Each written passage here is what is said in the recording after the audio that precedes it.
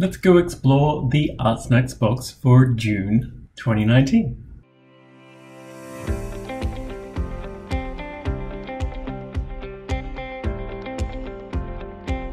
I'm a bit late to the party with this one, so let's just crack into it. And we have a Sour Patch. I love sour snackies. Here we go. What flavor am I? Maybe like blueberry or something? We have the menu as usual, we'll put it aside, and everything else is wrapped up this month. Let's see if I can get into it straight away. Okay, looks like a lot of pens.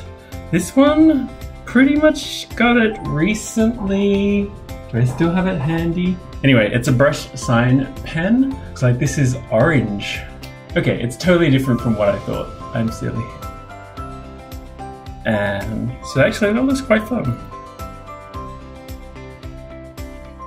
We have a Plumchester pencil. This has been raved about a lot, but I've gotten really great pencils in Japan, so it's gonna be hard to beat. And for me, most pencils are pretty similar, especially mechanical lead pencils. We'll see though. Gosh, it's in a tight sleeve. Come out little pencil. Come play. Okay, that'll happen later off camera. We have a Pento Hybrid Technica. This is looking a lot like the Sketchbox that I opened that I really didn't like at all, with lots of pens in it. We have more Marabou graphics stuff. So I'm guessing Marabou is doing well with all of the art boxes lately. They have fine tips. I've got red and purple.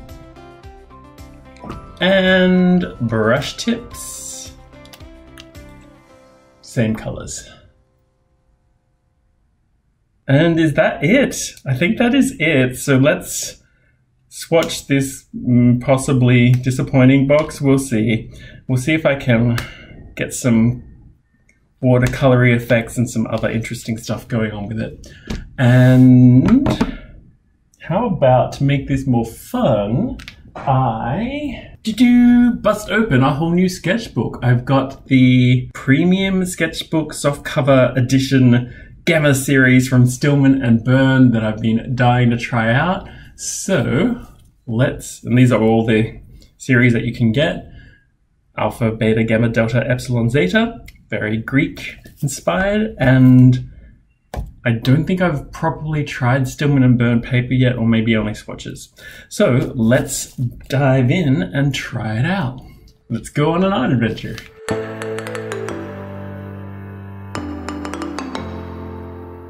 Oh man, guys, the feels on this cover.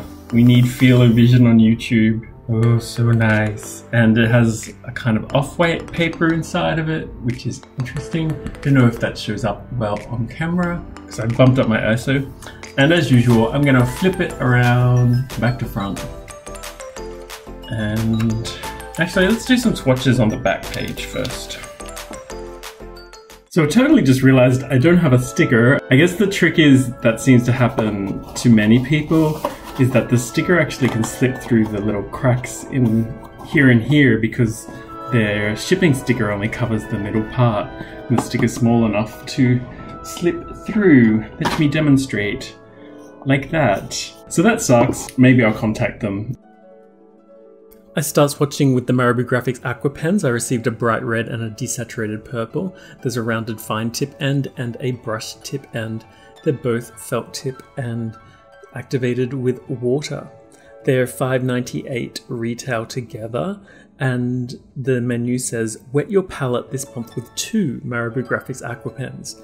These felt tip watercolor pens are double-ended, featuring a fine contour tip and a large brush tip. The water-based pigment ink delivers brilliant color and can be fanned out with a wet brush. Warning, be sure to never dip these pens directly in water, which I actually do later on because I didn't read this first. Oh well. I found that the red is activated in water really well and dissolves really well, but the purple doesn't. You get some wash from it, but the line work still remains from the purple one. So it's a bit annoying that those pens are inconsistent.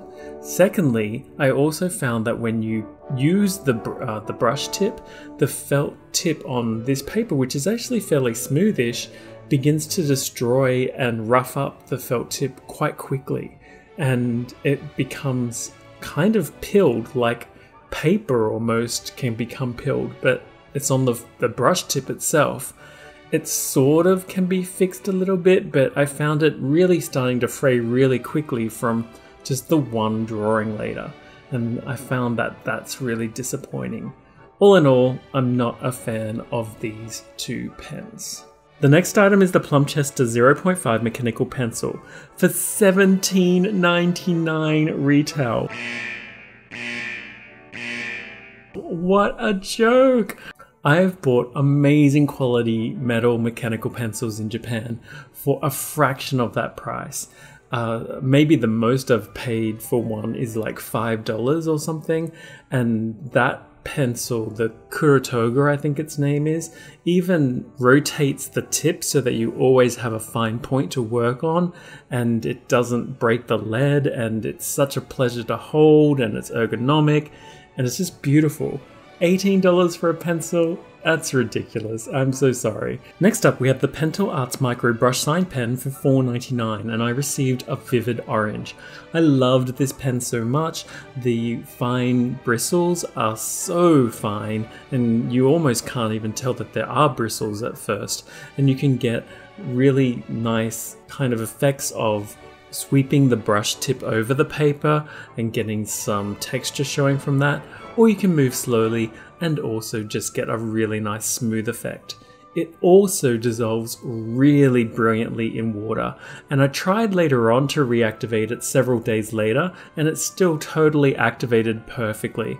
I think these pens are amazing. Pentel makes great products. And the final item, I think I've received it before in Sketchbox or something similar, and look, it just seems like an office supply. It's the Pentel Arts Hybrid Technica Gel Pen for $2.99 retail.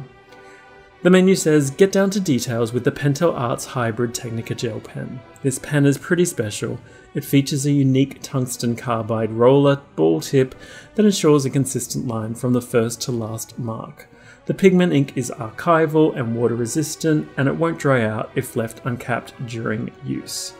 There's a lot of fancy words there. It's a long-winded way to say it's a gel pen with a ballpoint tip, I think, and it's really nothing special to me.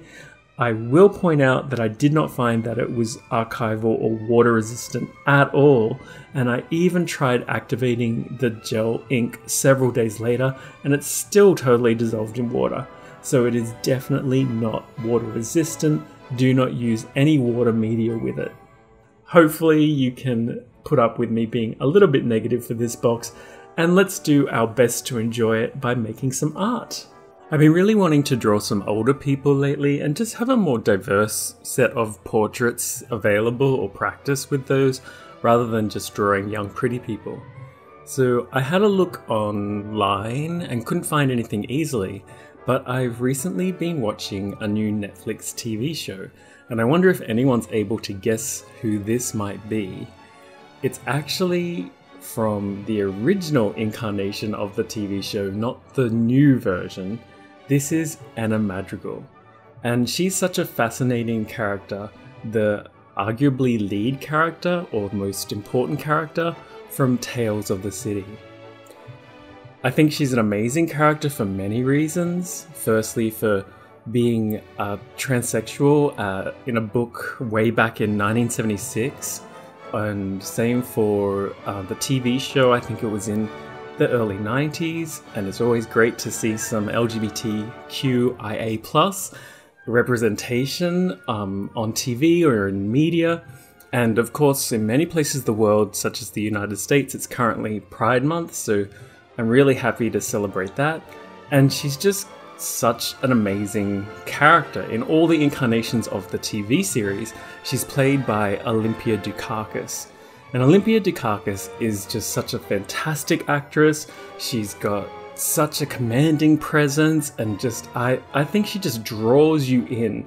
And if you've never watched the series before, I can strongly recommend it. I'm biased because I'm part of the LGBTIQA community, but I just always found this series so interesting.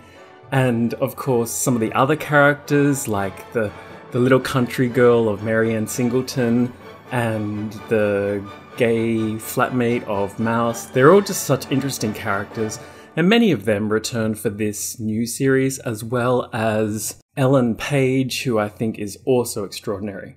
So I super recommend it. I hope that you will enjoy it if you've got Netflix and it's something that you've been curious to have a look at. In terms of my art style, I wanted to just try something kind of loose and free and see how it goes without worrying too much about details, and basically make a kind of cartoon snapshot of what the character Anna Madrigal is. I found a reference photo online from, I think, the original first series. I did look at maybe doing screenshots of the current series and trying to find something that I like.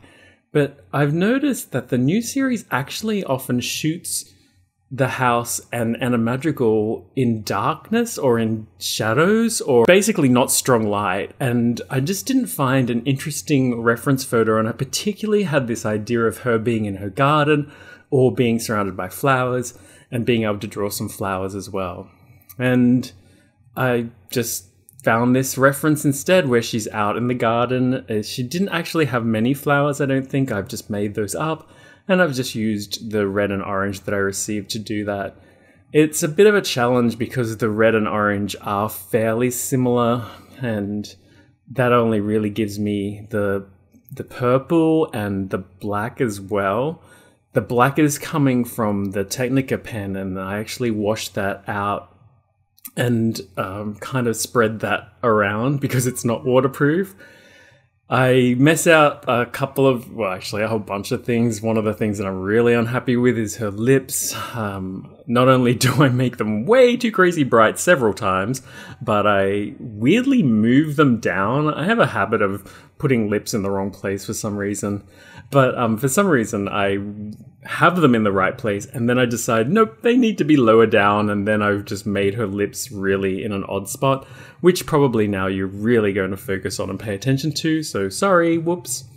I do like the contrast of the trellis in the background though, and she does have this really cool 70s sort of flowing caftan or shawl thing on. How classic that someone would go gardening in that sort of attire with big long necklaces and a big scarf and other things. But, you know, she's just such a great larger than life character, and hopefully I've given you a little bit of a snapshot of her personality. And it was just fun to try to, in a cartoony way, take a snapshot of an older person. So, although I am unhappy with the drawing itself because I don't really like it, I am happy that I did practice doing something out of my comfort zone. I was using materials that I wasn't obviously familiar with, and I was drawing an older person, which I've rarely done before. I've also been away for a while. You probably noticed that, and I've even gotten a few messages asking after me, which is so sweet, and thank you so much to everyone that has become a follower or has just shown concern for me and is interested as to what I'm up to. It's really not exciting. In fact, it's kind of there that I've been fairly depressed and down and just not motivated to be making art. I'm trying my best to push through it, and I do have a whole bunch of upcoming videos planned, so please try and bear with me, and I'm doing my best to stick with it. Just editing videos takes a lot of time, and I want to make them something that I enjoy doing rather than feeling like I'm forced to. So anyway, thank you so much is what I really wanted to say to those people that are still supporting me and still subscribed. And I'll see you guys soon for another art adventure. Take care, everyone.